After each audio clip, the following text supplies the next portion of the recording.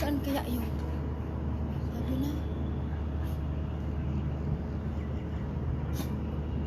Ang lakas ng sabog. Saan yun? Pero narinig ko eroplano. Ay! Ay! Ano ako? Kasi narinig ko. Nakabukas naman yung mga bintana. Nag-ano pa lang ako ng live, nagsabog. Pero narinig ko may eroplano. Sabi ng amo ko kung marinig ko daw. Sabi ko akala ko mamaya pang gabi. Wala matunog siya. Pare pati yung parang dibdib ko, parang inano din. Hindi ko gaganon.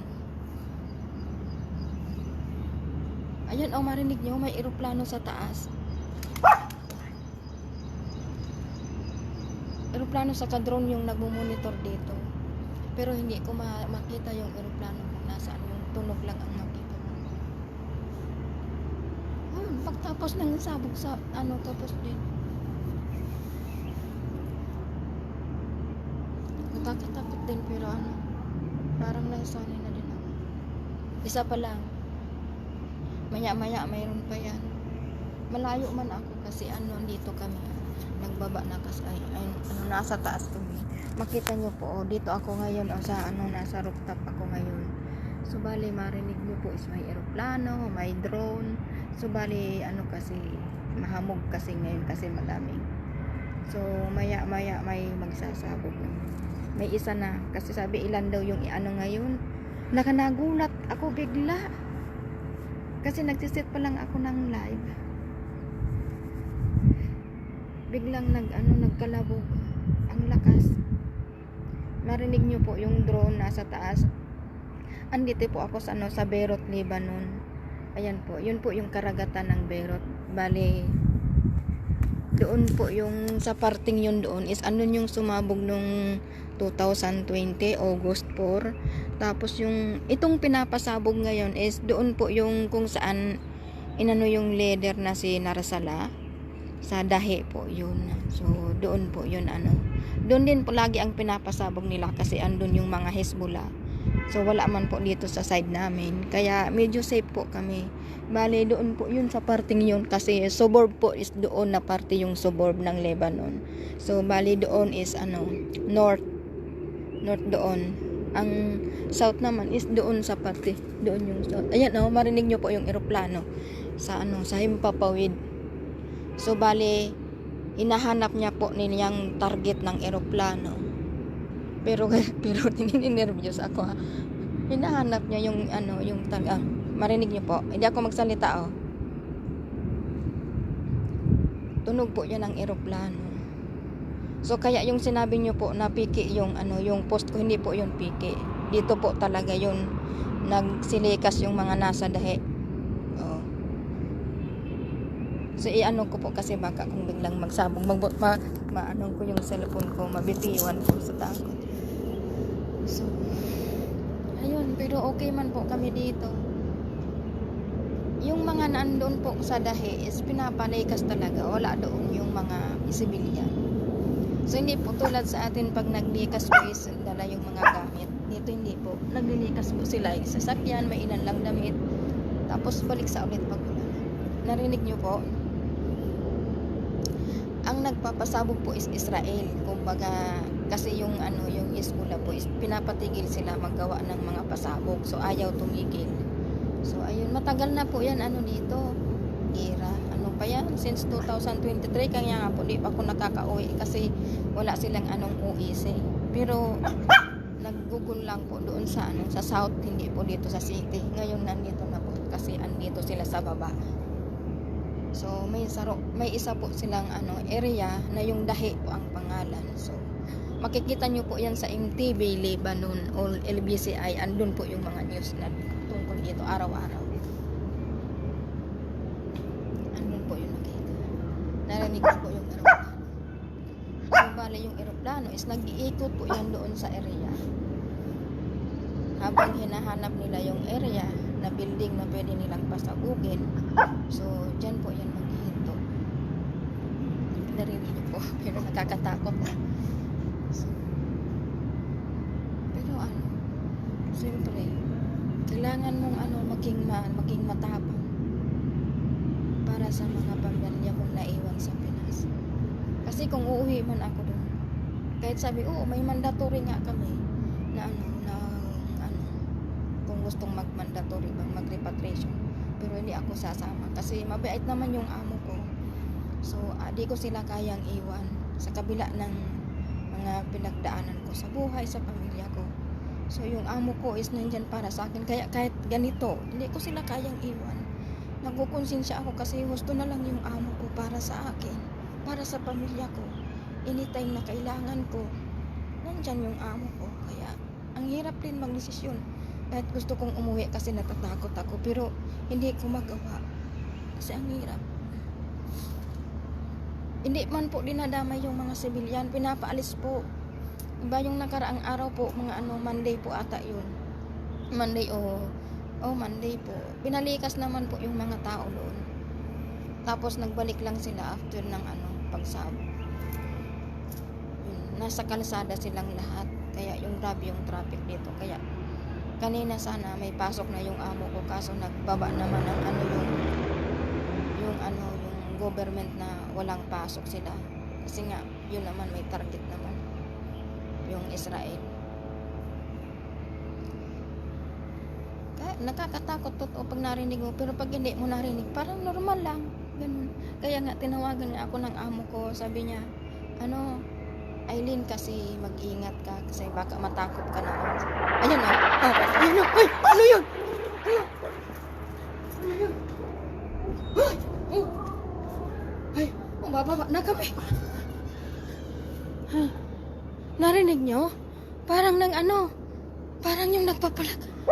Parang yung nagpapalag. Marinig talaga dito sa taas, pero pag nasa baba ako, di ko marinig. Kasi po, sarado kaming lahat, pero lahat ng bintana ngayon nakabukas. Kasi binalita na sa TV. Opo, ilang po yan ngayon araw, sabi ng amo ko. Nilalakad ko kasi dito, aso ko, hindi ako nagbababa para malinis. Dito ako may sa rooftop. Ganon pala yun pag may masabog, parang yan narinig niyo po ang eroplano. Pero marinig mo lang sa rinig, pero hindi mo makita. Okay naman po kami dito. Hindi po siya tulad ng yung para yung ligaw na hindi po. Lang po siya, yung may target lang po talaga. Pero pag narinig mo, talagang matakot ka. Yun ang dito, yun ang labanan dito. Kailangan mong maging matapang. Kailangan malakas ka talaga. Pero kakalabog talaga yung puso.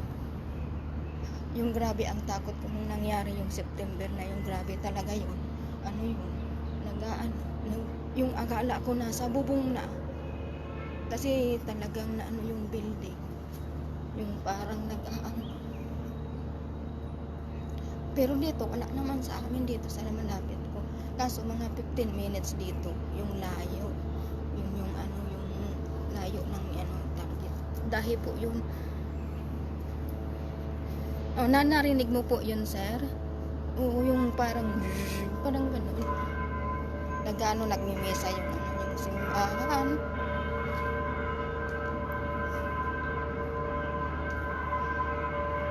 Ganun pala yun, Narinig ko lang dati, hindi ko sila narinig na ng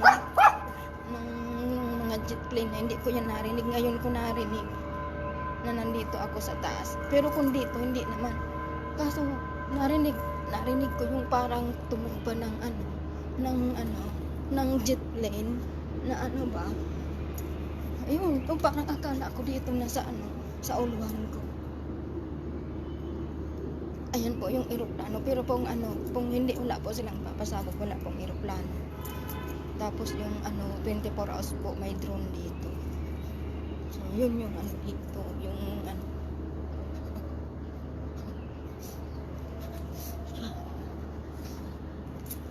pero kaya po kasi mabait yung 4 na taon na po hindi ako nakauwi. Dahil po ako nakakauwi dahil sa hindi nagbibigay ng UEC yung ano, yung embassy dito sa Lebanon. Nag-ano na sana to, nag-okay na nung ano, nag-ceasefire sila nung nakaraang taon, 2024 pa, pero sabi continuous pa kasi sa ano, sa South, kasi sa South andun yung ano, andun yung gera talaga, wala dito sa ano, sa sentro. Kaya nga panay nagala yung mga amo ko, kasi sabi ko nakakaalis nga yung mga amo ko, kami hindi pwedeng umuwi. Ayun naman, ngayon naman nag-umpisa naman ngayon. Dati wala na dito, wala na dito sa city, sa sentro, sa Beirut, kasi Beirut yung pinaka-city ng Lebanon. Bumalik kasi nagsangga naman yung Hezbollah sa Iran, kaya inano naman ng Israel.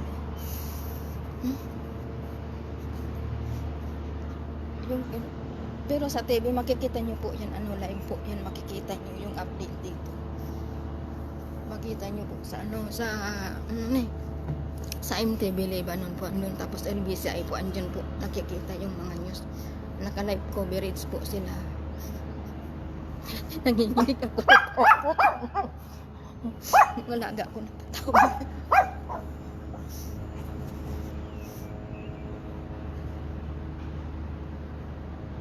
Wala na dito. Wala na dito. Kinunta ko to.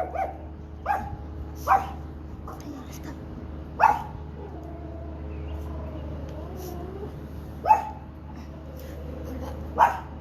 Wala na yung aeroplano. Ano na lang, drone na. Doon ata, dumaan, no? Parang ano doon.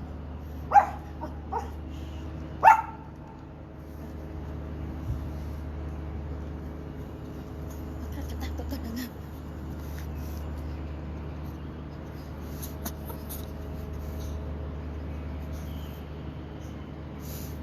Okay naman po kami dito. Ang ano lang po, yung matakot ka lang pag narinig mo talaga yung ano, yung sabog. Pag hindi naman po. Okay naman. Pero hindi ka lang pwedeng gumala kasi hindi mo alam yung ano. Kaya nga bukas mag-ano kami, mamalingki kami ng amo ko. So hapon lang po ako dito nagpupunta sa taas. So pag ano po, pag buong araw nasa ano po ako, nasa bahay, sa loob.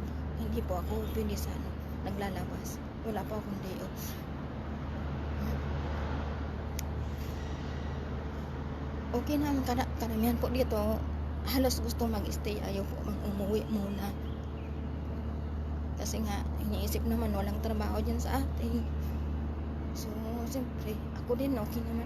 Kasi sabi ng amo ko, kung ano naman, kung maglala naman to is, alis kami dito. Bali, pupunta kami ng Cyprus, tapos magsasakay ng eroplano, papuntang Canada. Pero okay naman, so, kaya okay naman. Pero parang wala na ako siguro.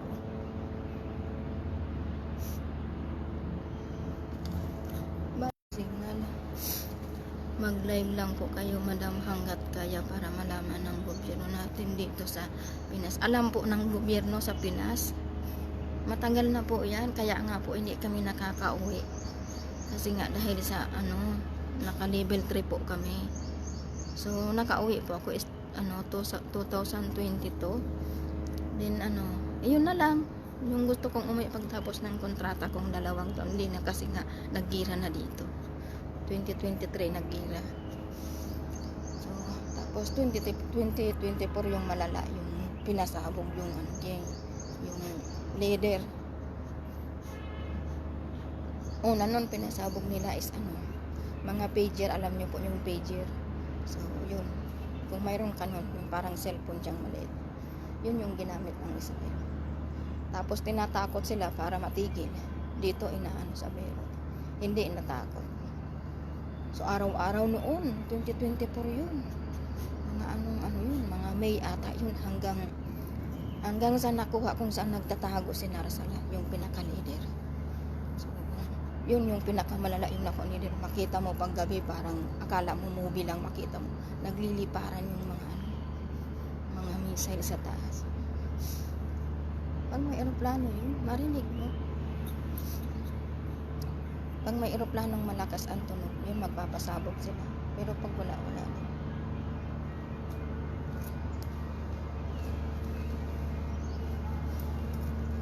Hindi man nagsisiren kasi nga ano naman, Israel lang naman. Wala naman missile na yung tumatakbo kung saan. Natulad sa Dubai, di ba? Andun din yung kapatid ko sa Dubai. Siya minsan dito nagpo-post. Kasi hawak niya din to. Sinasalubong daw ng ng Dubai yung sa taas na para di na sa bagsak sa baba. Yung sabi ng kapatid ko, kaya safe naman sila doon. Andito yun dati, yung kapatid ko. Bali, 2022 din nag-uwi siya, sabay kami. Hindi na siya bumalik kasi nawala na yung alaga niyang matanda, yung lola ng amo ko. Ayan may eroplano naman, tingnan. Narinig niyo po yung eroplano. Narinig niyo. Ayan na naman. Mayroon na naman. Bababa na kami. Mayroon na naman. Pag talaga yung eroplano talaga. Pag eroplano kang marinig, sasabog siya pan 3 na. Ngayon lang, 3 na. Diba? Marinig nyo kahit malayo. Marinig nyo.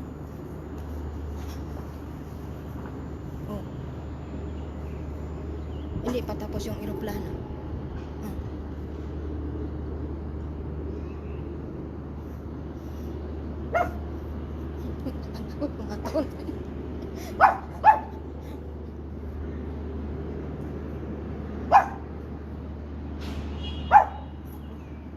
Narinig nyo yung eroplano.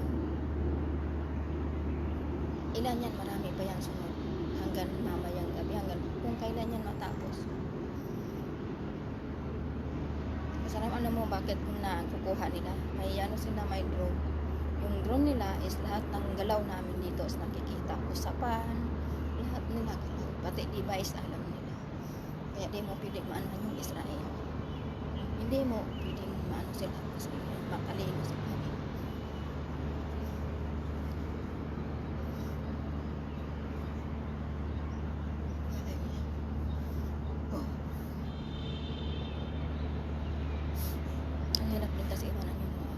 Mababa na po kami, baka mas malala pa yung sunod. And sabi ng amo ko, mas may malakas pa dyan. Sabi niya sa akin, ito lang to eh. Parang lang, hindi tulad nung dati.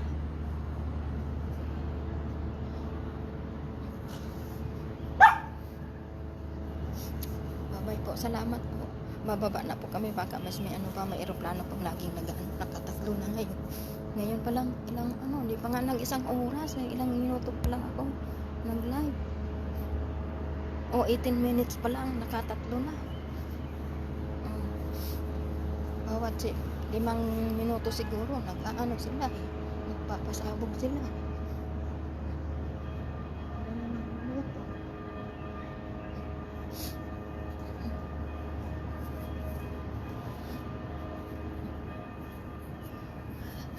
Babay na po. Salamat po sa inyong lahat. Bababa na po kami para di ko na marinig.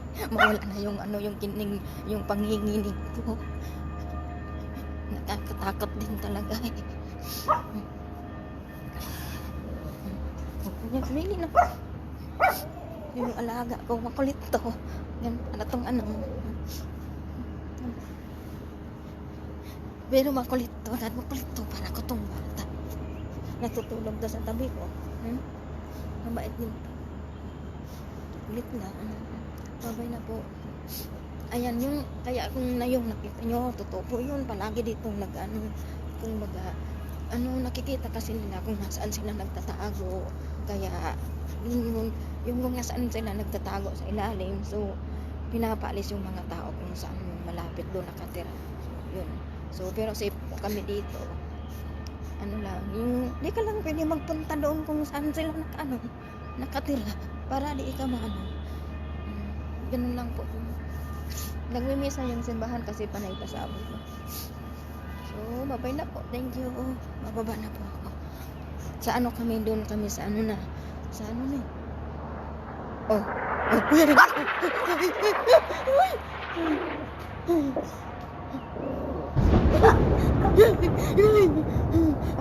Malakas talaga. Bababa na ako.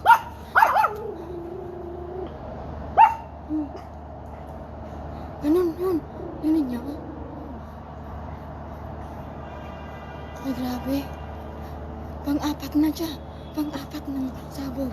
Pang-apat na. O kaya yung ano. Pang-apat na ngayon. Pang-apat na. Ayun yung jet plane, oh. Ayun yung jet plane. Ayun. Ayun.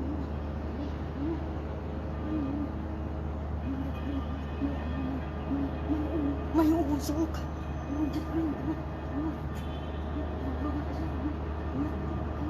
Magbaba na kami. Alis na kami. Ala kami. Mayroon. Panglima na. Andun yung jet plane, oh. Andun yung nakita ko. Yun, oh. Bumababa yung jet plane. Kasi diba, nakita mo yung ano. Ayun. Uy! Narinig mo? Dalawa. Ayun yung pinay doon sa building, oh. Narinig mo? Pang-apat na. Nagka-apat na. Ha? Nakita ko doon yung ano, yung jet plane. Andun yung kita ko. May pinay doon sa taas, oh. Kapwa ako. Yan sa building, oh. Yun yung may itim siya yan, oh. Apat na ano? Narinig ko. Apat ng sabog. Masaya. Nagka-video ka rin? Nagka-video. Yun lang. Parang nagbibideo din siya yung Pilipina. Yun o, siya yun o. Yung sa taas, nakita niyo yung may itim dyan na ano, na bintana. Siya yan, Pinay din yan. Mayroon pa yan sunod kasi di ba nag-ano yung aeroplano. Yung jet plane yun o, nakita ko. Nag-ano, yung ano ka lang jet plane.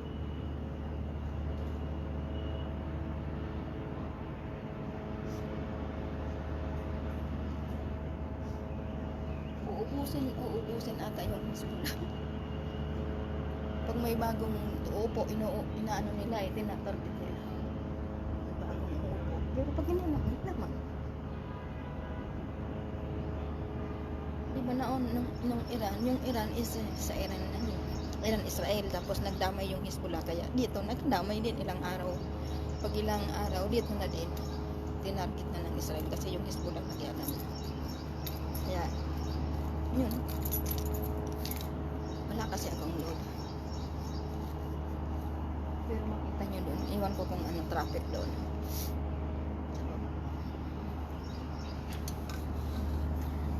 Pakapalan lang dito ng anong ng dibdib. Yun dito ang ano. Pag may gira ka na nasa ibang bansa, kailangan maano yung dibdib mo. Matibay. Kung saan ka hanggan na dadalhin ng tibay ng loob mo. Pag mayroong mga sabog-sabog, yun ang ano dito. Pag may gira, kailangan handa ka. Pero, takot man ako pag narinig ko. Pero pag tapos na. Tapos ano, kailangan lang magdasal. Narinig nyo po yung jet plane na parang, whoosh, yung parang ano ba, nagpapalak-palak. So, yun, may dala yun, ano, sabog. Yun ang nagpapasabog. Parang segundo lang siyang marinig mo, lumaan. So,